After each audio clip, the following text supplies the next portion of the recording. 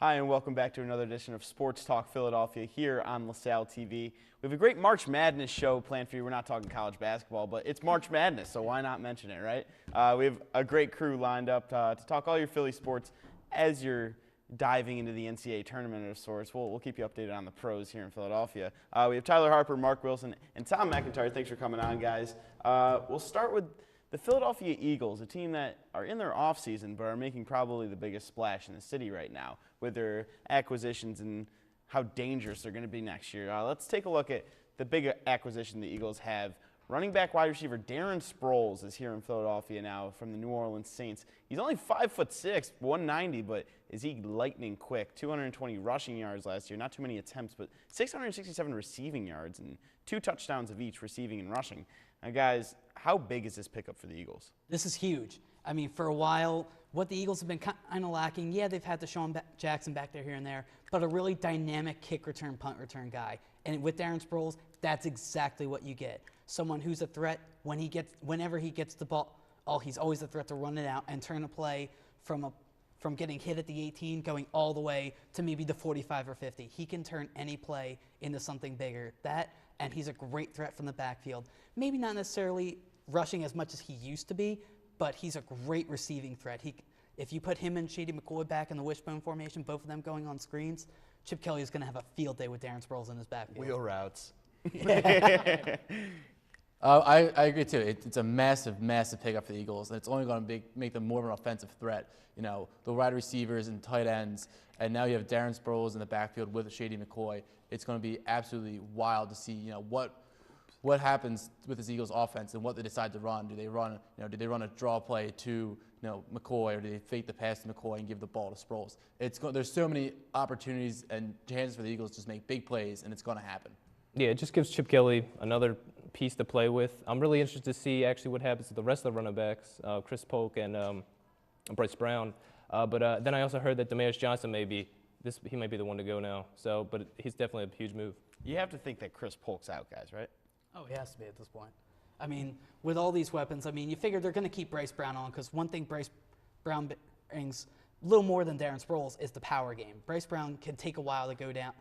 He has some speed. Obviously, Darren Sproles is quicker, but he really is a power force back. So he's probably going to be put into the fold. So it'll be somewhat of a modified version of a three-headed monster, more or less, which if I'm Chip Kelly and the coaching staff, I'm okay with. I'm quite happy with that. You guys think they need to add another piece on offense, or are they pretty much set right now? I mean, they were fine. They were more than fine last year. Now they add Darren Sproles into the mix.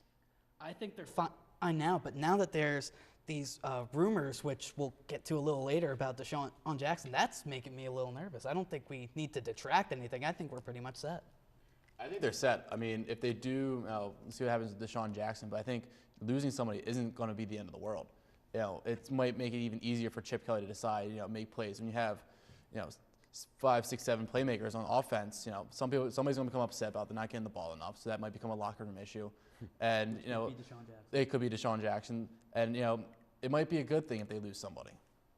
I mean, I think they could still use a wide receiver, I think, through the draft. I mean, Macklin's coming back from an ACL, so you don't know what he's going to be. I mean, it's still question in the air, what's he going to be. And I think if they can get a good possession receiver, they haven't really had a big guy. I mean, they got Jackson. He's a smaller guy. They had Riley Cooper last year who definitely stepped up. But if they can get a steady guy that they can throw the ball to, that would be really big. When you guys mentioned DeSean Jackson, let's take a look at his stats from last year. He had a career year. He had a career high in receptions, touchdowns, and yards, as you can see. Now, the rumors are that the Eagles are shopping him for a third-round pick. Why would they do that? That's probably the question on everyone's mind. Of course, the reports broke from ESPN that the 49ers and the Patriots have expressed interest, that the Eagles are not only listening to offers, but are looking for, quote, at least a third-round pick. I think DeSean Jackson's worth a little more than at least a third-round pick if we're even shopping him around. I don't see the need to. There's been conflicts and reports. DeSean Jackson apparently came out and said that Chip Kelly reassured him, but then reports came out that Chip Kelly did not tell him he wouldn't be traded. It's just a jumbled mess right now. I don't see any reason to trade DeSean. I think you're set with DeSean 1, Cooper 2, Macklin 3, and then whether it's you're drafting somebody or maybe a low-key free agent signing at 4, then I think you're set. Yeah, I agree. I don't think it's a smart move to trade DeSean Jackson. If they do, it's got to be more than a third-round pick, first-round pick at the very least, I think. But if they were the 76ers, yeah, it'd be a very plausible move to deal your superstar. Yeah, I mean, I don't see why to trade DeSean Jackson. I understand the locker room problems he's had in the past, but I mean, he was unbelievable last year, Pro Bowler, and really stepped up, really had a great year. And I think it would really be, they would really have to get a high first-round, second-round pick to really trade him. Yeah, and I think it's undervalued just how much he helps the other receivers. I mean, Riley Cooper's not a deep threat, but he became a deep threat because teams had to put their safety on DeSean Jackson, so it opened up for Riley Cooper, and he can beat a corner. Anyone can beat a corner. But that added extra threat of DeSean Jackson streaking down the sideline is something I don't think the Eagles can replace, especially on the offensive end. But we'll move to the other side of the ball, on the defensive end. The Eagles are making moves on defense, too. They've made 3 moves in their secondary. Let's take a look. They picked up Nick Carroll from the Dolphins, Malcolm Jenkins, and they re-signed Nate Allen. Now, guys, what do you think is why? Why are they re-signing Nate Allen? I thought he was sure to be gone. This was an interesting move. Like, a lot of people were thinking once Malcolm Jenkins was signed, the name was Clemens from Miami that I kept hearing come up. Like, all right, if they get him, those are your 2 starters in the secondary. It's an improvement. They'll help out Earl Wolf develop into the safety of the future, and then they'll just be able to be good moving parts. Then I saw they re-signed Nate Allen, which I found interesting considering while he showed flashes of playing good last year, he hasn't exactly had the best career as an Eagle so far. So I was thinking for sure that he was on his way out, especially with Malcolm Jenkins being signed. But, I mean, they're bringing him back. So I guess Chip Kelly and Billy Davis still have faith in him. Yeah, I have a little bit of faith left in him, too. I think he's more being kept on for this aspect that he's a veteran. He's going to help this younger secondary out, kind of learn the ropes in the league and get them, how to play it, have more about passing on that experience than anything. The other 2 signings are really great. That's what's really going to shore up the secondary, which is the big issue in the beginning of the year and in the offseason now. That was the big question mark, was what the Eagles were going to do, and I think they've really reassured themselves in the secondary now.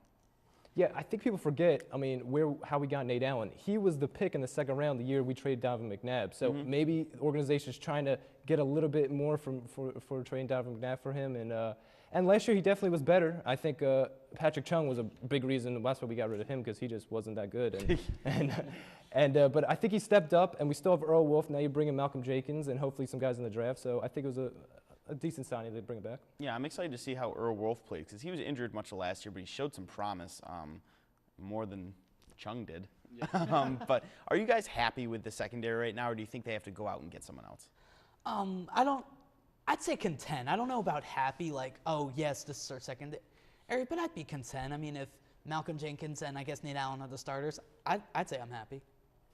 I'm going to actually say content. I wouldn't say happy is the word. I'm not going to be happy with it until I see it on the field because, like I said, they struggled last year and was real upset about it until the end of the year. And Results. End of the year, Results. Yeah, results now. And no, but they got it together at the end of the year and did really well. So if they can carry that over, plus the added talent, I'll be real happy.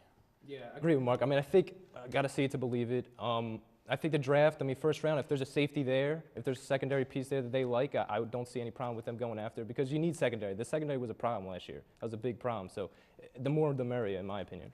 All right, and we'll move on to another Philadelphia sports team, the Philadelphia Phillies. Not really making any splashes except for Jimmy Rollins. Let's take a look at his stats from last year. He batted .252, 6 homers, 39 RBIs. Not exactly a great year. He was injured for a little bit, but is he worth having him stay? The rumor is that Rollins is gone. They're going to trade Rollins. They're going to give away Rollins.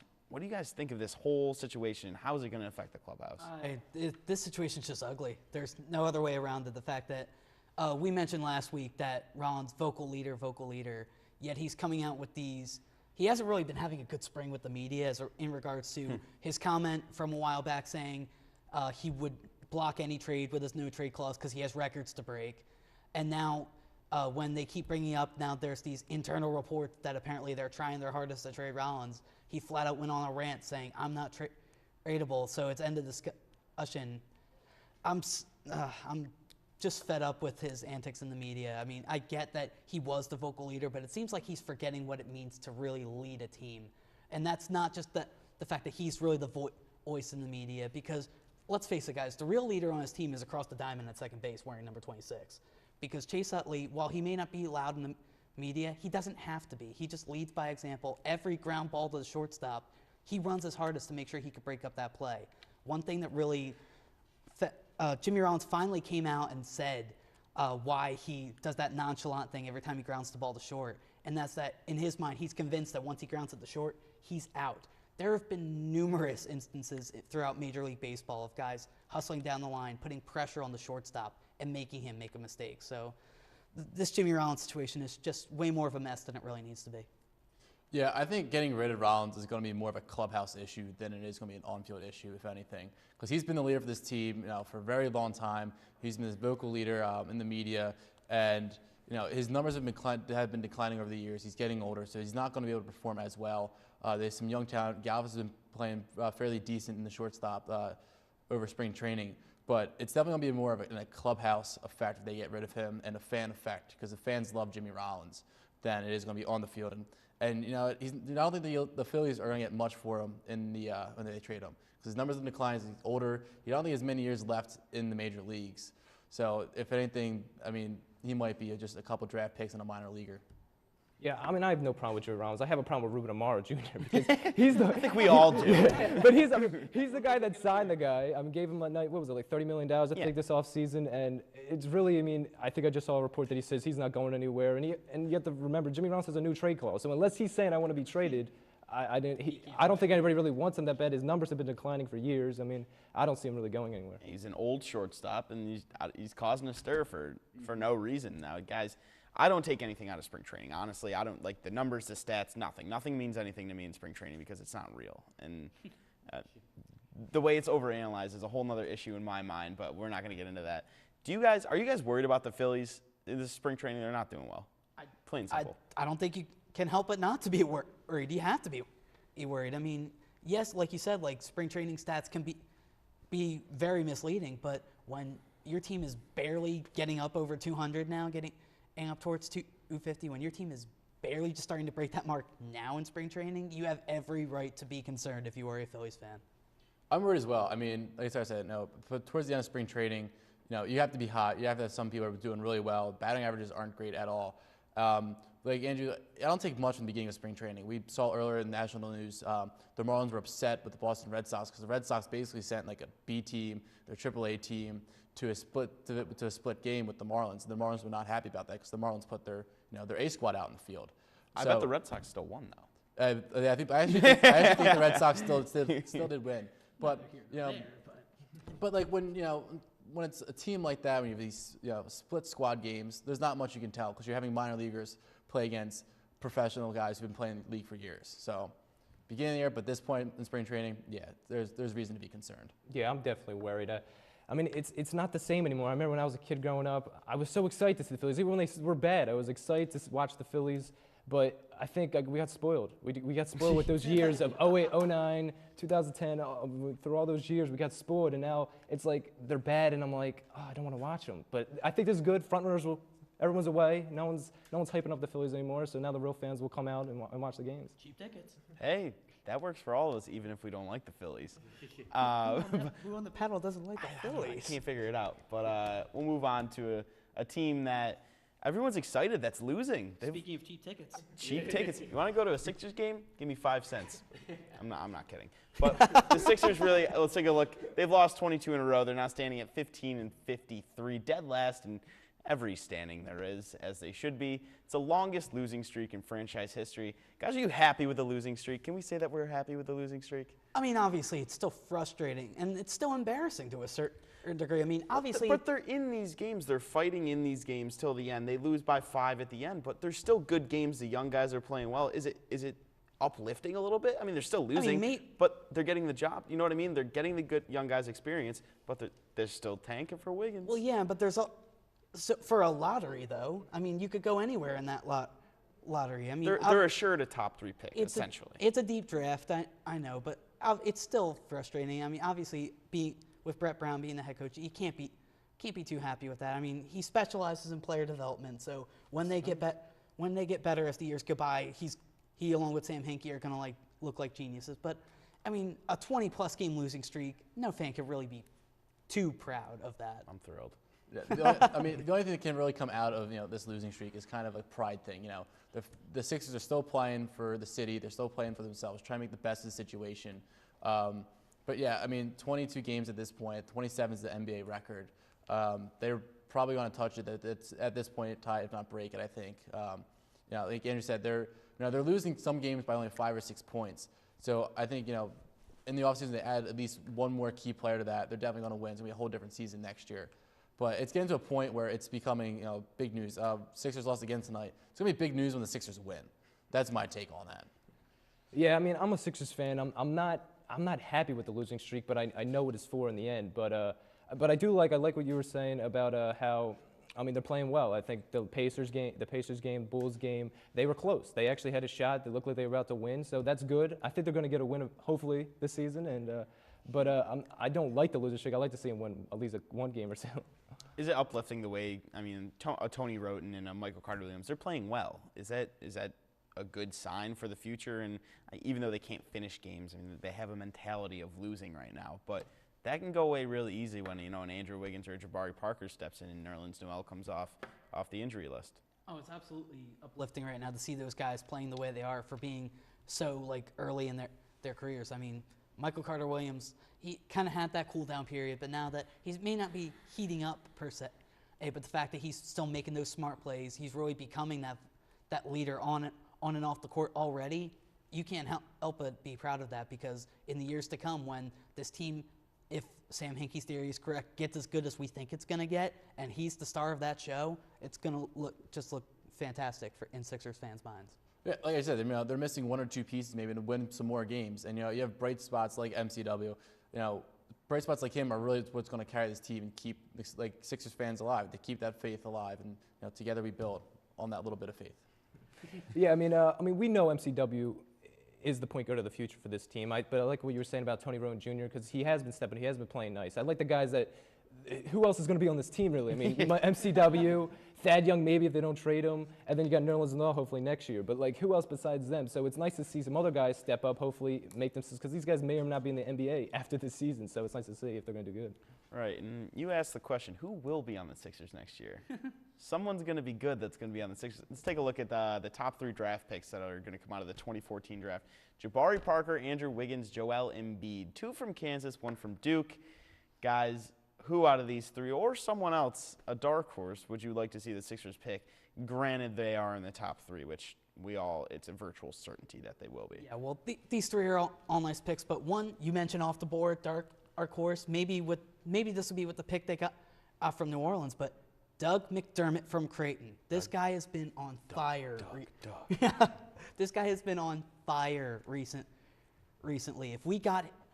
Could you imagine if we got Wiggins and him to be in that starting lineup? That I would be very, very, very eager to watch that lineup. My question with Doug McDermott is, you looked at how dominant Jimmer Fredette was in college and how he's done absolutely nothing in the NBA. What's the difference between those two, and would that stray the Sixers from making that pick? Yeah, that is very true that they are very similar, but I don't know. It seems like Doug McDermott has been making more of a statement with Creighton than Jimmer Fredette did with EYU, because at least at Creighton they have more weapons than appears, whereas BYU, while they also advertise some weapons, it was mainly the Jimmer Fredette show. And, of course, there was that incident with the player getting suspended for the tournament, so that hindered. Who is on the Sixers? Yeah. Brandon Davies. Yeah, is that bad that we forgot that at this point? Hey. Anyway, but that also hindered BYU in the tournament that year as well. But I'd be very interested to see Doug McDermott here because, why not? If he's showing this promise, why not pick him just to see if it'll carry over? Sam Hinkie still has a couple years to play around with his master plan. Mark, Wiggins, Parker, Embiid. Who you got? I'm liking Parker. I'm taking Parker, and I would like to see McDermott. But the only thing I'm really concerned about both of them is that Parker is only first year in college basketball. And McDermott's just got hot and just got well known. So he's been good for 3 years. Yeah, but he hasn't been thrust into the spotlight until he has now. So 1 year in the spotlight, how's it going to transfer to the NBA when you're going to the Sixers, where you're going to become the guy everyone's turning to? I do like all 3 of these guys, Joel Embiid, Jabari Parker, and Andrew Wiggins. But my guy is Andrew Wiggins. I think, and also Joel Embiid being hurt now, not being able to play in the first 2 games of the tournament, the coach says, and that's definitely going to affect his draft stock. So I don't think he's going to be number one. It's going to be between Andrew Wiggins, Jabari Parker, and Andrew Wiggins fits this Sixers system. They want this up-pace system. He is a runner, and he's got so much more development in his game. And Jabari Parker, scouts are saying, this is it. Like, he's a solid player. He's going to be ready to go when he gets, but he may not get any more better. That's who he is. So Right. Not only that, but we don't really need Embiid considering we already have a center who got hurt early in his college career who we're depending on. Exactly. And I agree with you that the potential for Wiggins to grow and get better is so much more than it is for Jabari Parker. Jabari Parker is a better player right now. Don't get me wrong. He is. The last 3 games, you've seen what Wiggins can do. He dropped 41 in a loss to West Virginia and 38 in his next game. I mean, he's playing fantastic basketball right now, and his ceiling is, we don't even know where it is because he could be a very, very good NBA player. But we will move on. Same building, different team, Philadelphia Flyers, but they're playing well. Let's take a look at what they're doing. They're second in the Metropolitan right now, 6th in the did I put Atlantic Conference? That's Eastern Conference. That's my fault. 36-25-7. Guys, what's going right for the Flyers? They've won 3 in a row, and Claude Giroux, that last-second overtime goal, that was. Yeah, I was there. I was there this past week when, as a fan, not as a media, which was weird in itself once you've been to games in the media a couple times. But I was there with my dad to catch the game, and Ray Emery let in 2 quick goals from the Blackhawks, and after a sweep of the Penguins, I'm like, oh no, here we go. This is going to be a 5-0 blowout against the defending champs. But after that, they stepped up their game, and the crowd got into it. For the rest of the game after that, it felt like a playoff game. It really did. Let's go Flyers chants almost constantly. 2 goals from Hartnell to tie it up in the first. And then towards the end of the game, that final minute of the third period, and even in overtime, I was getting nervous thinking, oh no, here we go, shootout. I haven't seen a shootout in person, but I know they struggle in shootouts. But then just right as I was thinking that, Claude Giroux just right down the wing, bang. I'd like to thank Steve Yzerman for snubbing him from Team Canada twice, because ever since then, Claude Giroux has been playing like a man possessed, to put it bluntly. He really has. He really has been the leader that this team has needed. Scott Hartnell was quoted this past week in the media saying, if Claude Giroux led the team to the Ben Franklin Bridge to jump, the rest of the team would follow. They are that dedicated to Claude Giroux, ladies and gentlemen, and with the way he's playing, I don't see why not. Yeah, I have to credit it to Claude Giroux and the defense. The defense was kind of something they were shaking on before with the goalies. They had good goalies the past couple of years. I think now that they solidified that defense, it takes some of the pressure off the goalies and Steve Mason now to carry the team. But Claude Giroux has really come through. He struggled beginning of the year, but now he's really gotten himself back up to a point where he is the team leader, both on the ice as a captain and as a scoring leader. The other thing is that their stats are very similar to a couple of years ago when they went to the Stanley Cup. At half break, they were basically the same, and now this year they're almost the same. You're giving me the look as if I'm calling the Stanley Cup again, but I think bold, Mark. Bold. I'm not predicting a Stanley Cup, but they'll definitely go. I think they'll go deep in the playoffs. Yeah, I agree with Mark when he said about the defense improving this season. I think addition of McDonald, putting on with Luke Shen, definitely is making this defense a lot better, and their ability to keep the opposition in their own zone, their forechecking, is really what Berube's trying to do, and I think it's really working. It's really giving them a chance to score, giving them more opportunities, and that's really going to be good. All right, well, that'll do it for our big 4 Philadelphia sports teams. We'll move on to 5, the Fast 5, 4-5, get it? First question goes to Tyler. With the secondary kind of set for the Eagles, where do they draft?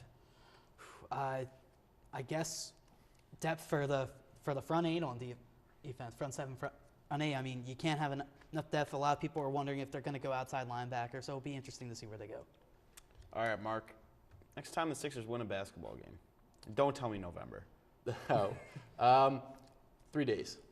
All right, they're 3 days. So they'll lose one more and then win another. Yeah, good thing this plays on a week, so that way 3 days can extend. They'll lose one more game than win the next. Okay, that's fair. All right, Tom. Do the Flyers have a shot of winning a Stanley Cup? I mean, they definitely have a shot. I mean, I think we've seen in the past that, a seed, when they actually got the Stanley Cup in 2010, they were a 7th seed, so they can definitely get to the Stanley Cup. They have a shot. All right, and these last 2 questions are going to all of you because they're awesome. What's your favorite part of March, favorite part of the NCAA tournament, favorite memory? You can say anything you want. Oh, favorite memory? Probably St. Joe's Elite 8 run a couple years ago. I remember the entire city. You know you go to LaSalle, right? I'm trying to be unbiased, Andrew, but St. Joe's Elite 8, I said it, it's out there, it's done. Mark? Personally, for me, is Villanova a few years ago. It was Scotty Reynolds, all them going deep to the Final Four. I grew up a huge Nova fan, so seeing them, kind of like my childhood heroes going deep. Yeah, I agree with Mark on the Villanova. I was definitely on the Scotty Reynolds bandwagon growing up, but definitely last year too. I mean, LaSalle. I mean, I'm a freshman, so last year I actually, like I said, I'm going to LaSalle, and that was pretty crazy watching them last year. So a lot of good memories watching. I was March waiting for you Madness. to say Temple or Penn or something. Why not? Let's go Big 5. I'll add my personal is the 2003 national championship with Syracuse. I grew up in Syracuse. So that was a big moment for everyone. Those parades. It was a good time. But next question to you three, all three of you. I want to know your national champion. Who you got? I have Wichita State winning it all. This team, it's really amazing how even though they're a 1 seed, they really aren't getting picked by a lot. It's amazing that they still don't get much respect. So I'm going Wichita State winning it all. Florida Gators. Oh boy. Wow. Pick number 1 overall Here we seed. go. Bold. Yeah. Why, Mark? Hold on. Why? Why, Mark? I just like how they're playing. They're hot. You know, they fought their way to number 1 seed. I think they're just on such a roll right now that they're just going to keep on going. All right. Yeah, I mean, I agree with him. That's my bracket's got Florida Gators. I just think they're veteran. The guys that got on that team, they've been around. They're seniors, and I think they're one of the best teams. I also got like Michigan State. I think is really good too, but I think they're playing each other Final Four. But I think Florida's a team that's going to get it done. Yeah, I agree with you guys. I think Florida's going to win. Only 2 losses all year. The way they play Kentucky put their best effort in the SEC championship game, but Florida just outworked them. So I think Florida wins. I do have North Carolina in my Final Four, a 6 seed. So look for that. Not saying I know anything, but we'll see how it goes. March Madness is the best. We all love it here. Games are on in the control room right now. But that's all we have for today's show. If you have any questions, comments, or concerns, you can email us at LaSalleTV@LaSalle.edu. Also our website, LaSalle.edu/LaSalleTV. We're also on social media. You can find us on Facebook, Twitter, YouTube. Keyword search Sports Talk Philadelphia on all of them. For Tyler, Mark, and Tom, thank you very much for watching. Enjoy March Madness, and we'll see you next week.